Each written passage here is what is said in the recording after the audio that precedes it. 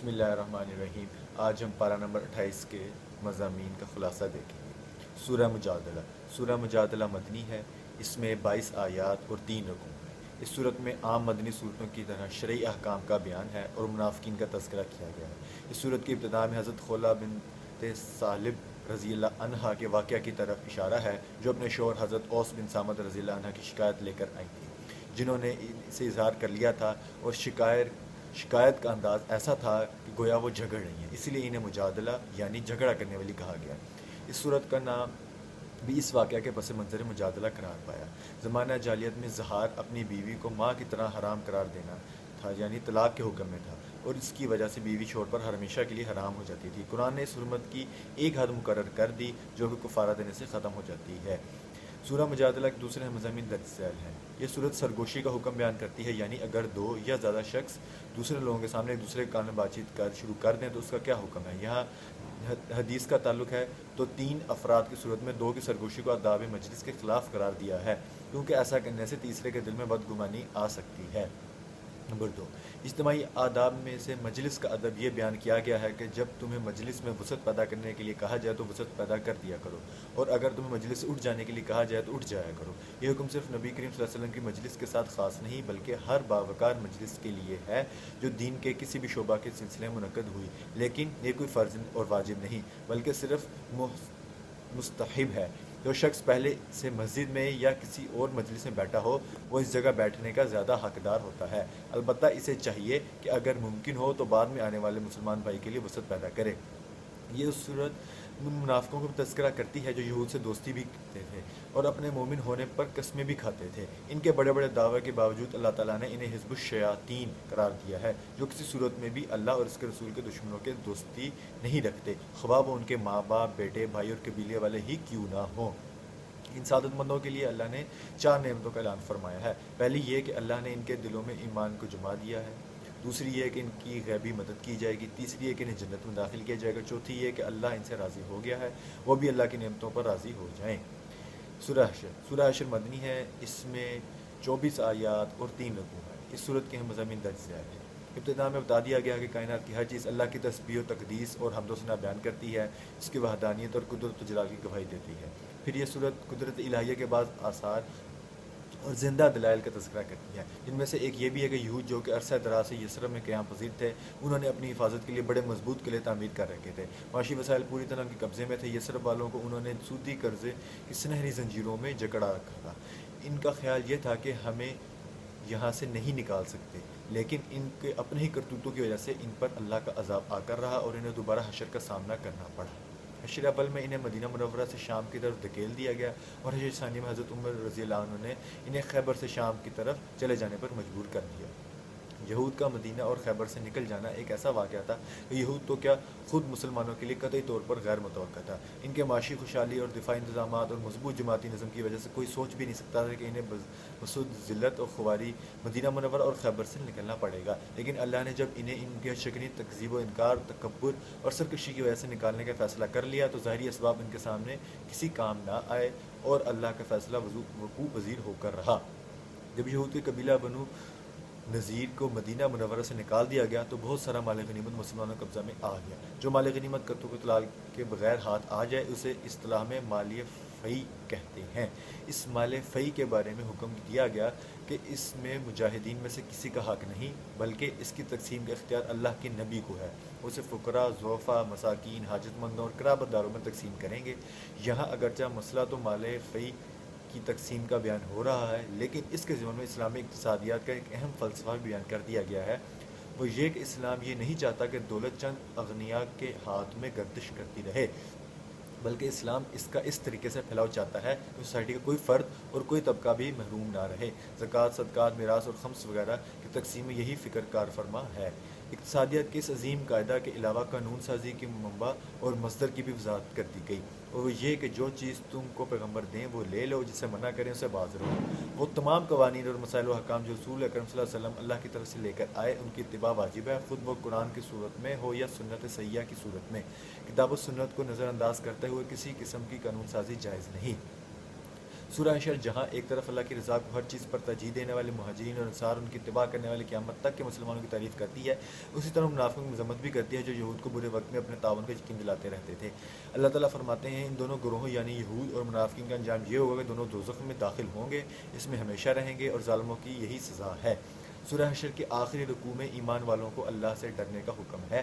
انہیں سمجھا دیا گیا ہے کہ تم یہود و نصارہ کی طرح نہ ہو جاؤ جنہوں نے حقوق کو اللہ کو بھلا دیا، جس کی پاداش میں اللہ نے انہیں خود ان کی ذات کے حقوق بھی بھلا دیے، اور وہ آخرت کو بھول کر حیوانوں کی طرح نفسانی خواہشات کی تکمیل میں ہی لگے رہے۔ علاوہ ازیں اہل ایمان کو کتاب اللہ کی عظمت کی طرف متوجہ کرنے کے لیے فرمایا گیا کہ اگر اللہ پہاڑوں کو عقل و شعور عطا فرما دیتا ہے تو پھر ان پر قرآن نازل کر دیتا تو وہ اللہ کے خوف سے ریزہ ریزہ ہو جاتے۔ افسوس ہے کہ انسان پر کہ وہ اس سے بے مثال کلام کی عظمت سے ناواقف ہے اور اس کے حقوق ادا نہیں کرتا۔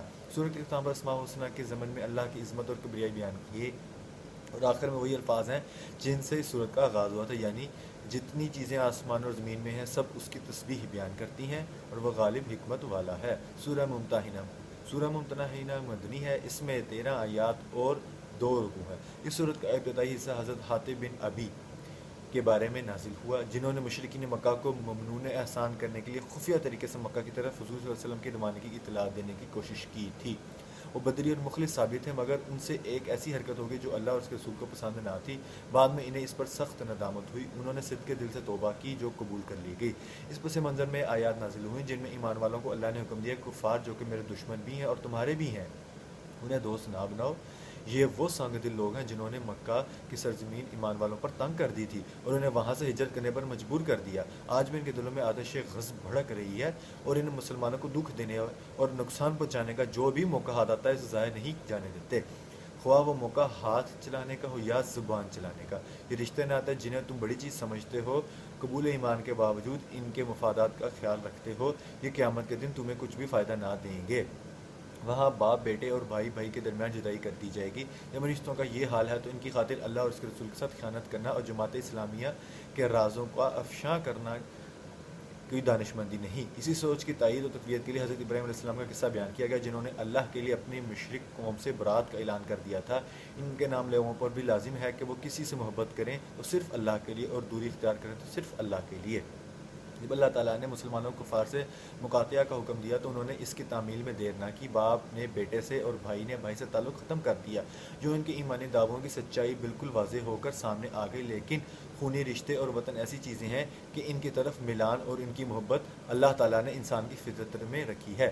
اس لیے قرآن ان فطری جذبات کا لحاظ رکھتے ہوئے مسلمانوں کو ایک بشارت سناتا ہے اور ایک معاملہ کی اجازت دیتا ہے۔ بشارت تو یہ سنائی گئی کہ کیا عجب کہ عنقریب بھی اللہ تعالیٰ تم میں اور تمہارے دشمنوں میں محبت پیدا کر دے۔ اللہ قدرت والا ہے اور بڑا غفور اور رحیم ہے، یعنی ہو سکتا ہے کہ تمہارے رشتہ داروں کو ایمان قبول کرنے کی توفیق عطا فرما دے۔ چنانچہ ایسا ہی اور بے شمار مشرکوں کو اسلام کے قائم کے سامنے گردن جھکانے کی توفیق ارزانی ہوئی۔ جس معاملہ کی اجازت دی گئی یہ تھا کہ جن لوگوں نے نہ تو قبول ایمان کیا اور نہ ہی جنہوں نے تمہیں گھر سے نکالا اور ان سے سلوک کر سکتے ہو۔ اصل میں اسلام محبت و سلامتی کا دین ہے، وہ محض دوست جمانے اور کسی اعلیٰ مقصد کے بغیر ملک اور زمین ہتھیانے کے لیے جنگ کی اجازت نہیں دیتا۔ ان غیر مسلم کے ساتھ بھی اس نے سلوک اور تعاون کی تلقین کرتا ہے جو جنگ کو ناپسند کرتے ہوں اور امن کے ساتھ زندگی گزارنا چاہتے ہوں۔ سورہ ممتحنہ ان خواتین کے بارے میں بھی رہنمائی کرتی ہے جو ایمان قبول کرنے کے بعد ہجرت کر کے مدینہ منورہ آ گئی تھیں۔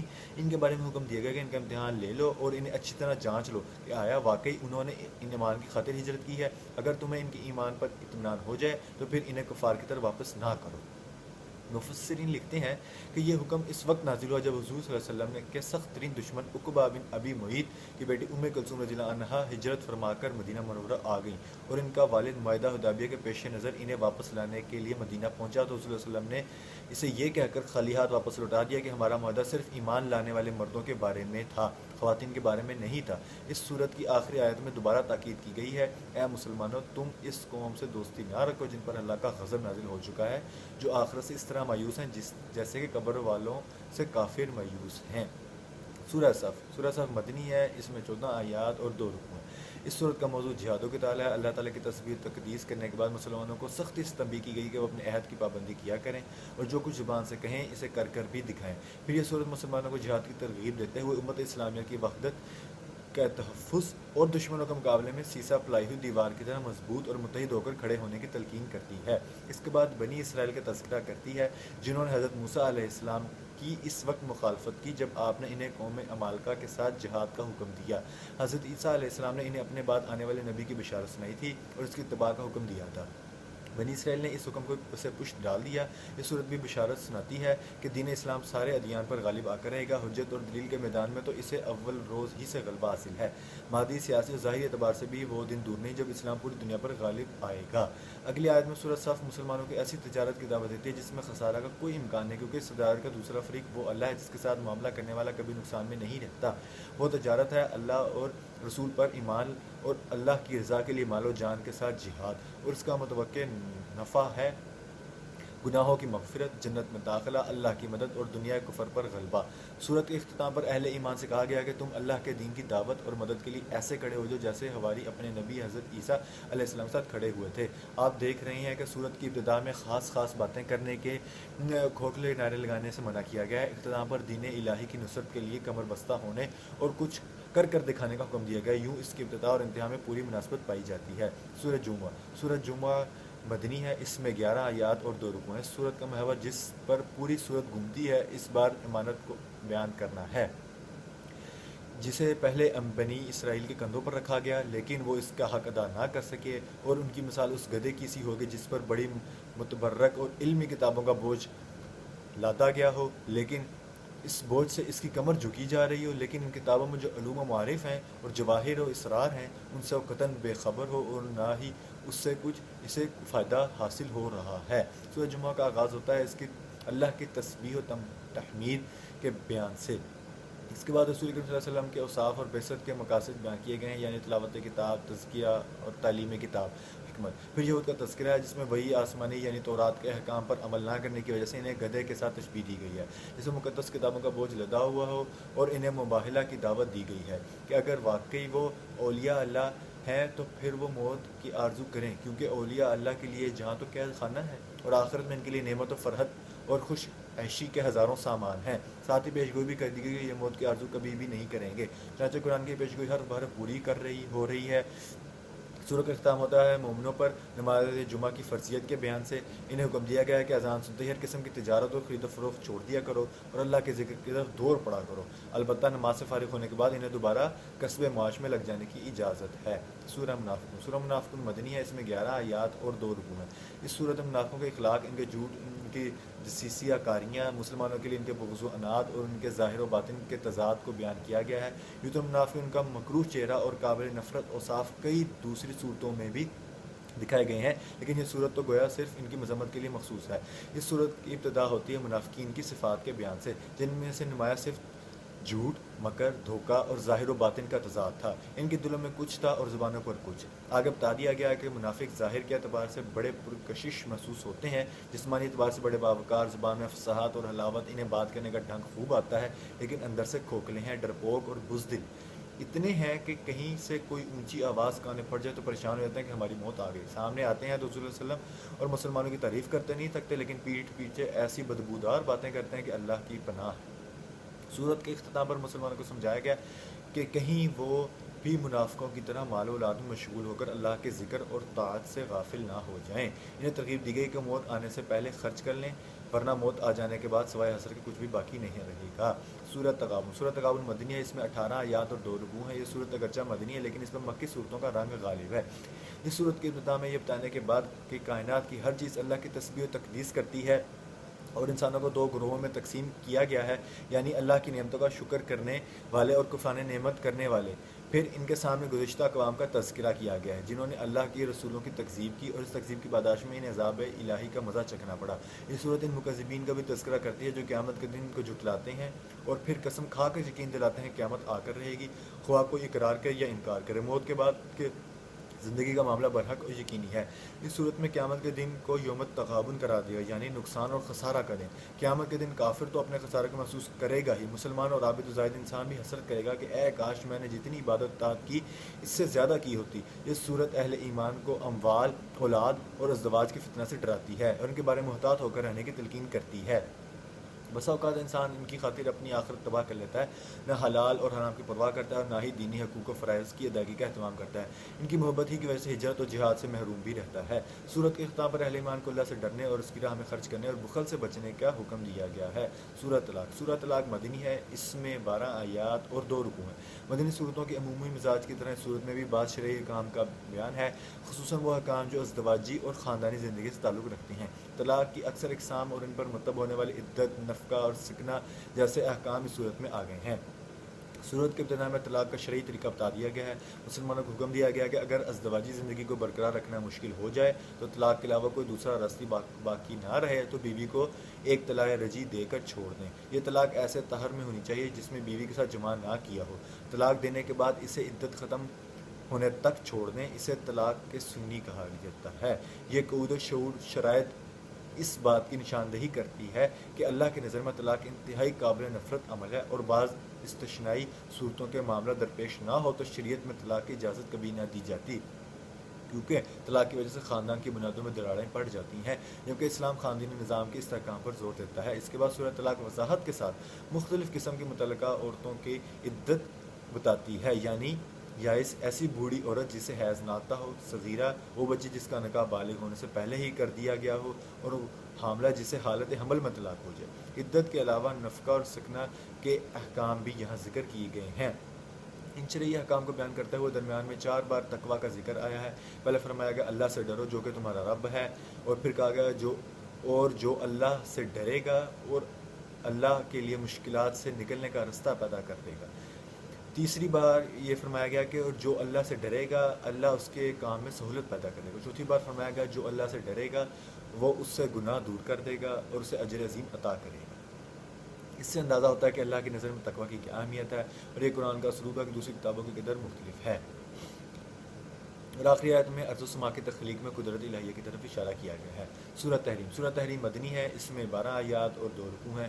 اس سورت میں جو احکام مذکور ہیں ان کا زیادہ تر تعلق بیت نبوت، امہات المومنین اور ازواج مطہرات رضی اللہ عنہن کے ساتھ ہے۔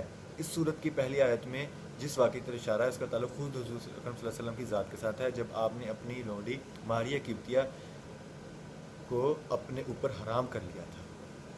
چنانچہ بڑی محبت آمیز انداز میں عتاب ہوا اور فرمایا گیا اے پیغمبر، جو چیز اللہ نے تمہارے لیے جائز کی ہے تم اسے کنارہ کشی کیوں کرتے ہو؟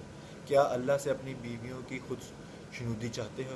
اور اللہ بخشنے والا رحم کرنے والا ہے۔ جب آپ نے تحریم کا یہ راز اپنی زوجہ مطہرہ حضرت حفصہ رضی اللہ عنہا کو بتا دیا تو انہوں نے حضرت عائشہ رضی اللہ عنہا کے سامنے یہ راز افشاں کر دیا، جس سے آپ کو سخت صدمہ ہوا، یہاں تک کہ آپ نے بعض ازدواج کو طلاق دینے کا ارادہ فرما لیا، لیکن اسے عملی جامہ پہنانے کی نوبت نہیں آئی۔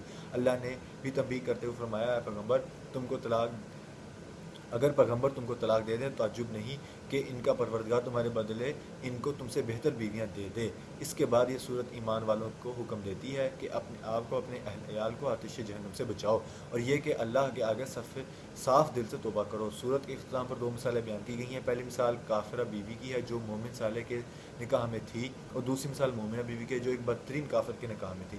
مومن صالح سے مراد حضرت نوح علیہ السلام اور کافر سے مراد فرعون ہے۔ ان 2 مثالوں سے ظاہر ہوتا ہے اگر انسان خود مومن اور صالح نہ ہو تو اسے کسی مومن کی قرابت اور حسب نسب کچھ بھی فائدہ نہیں دے سکتا۔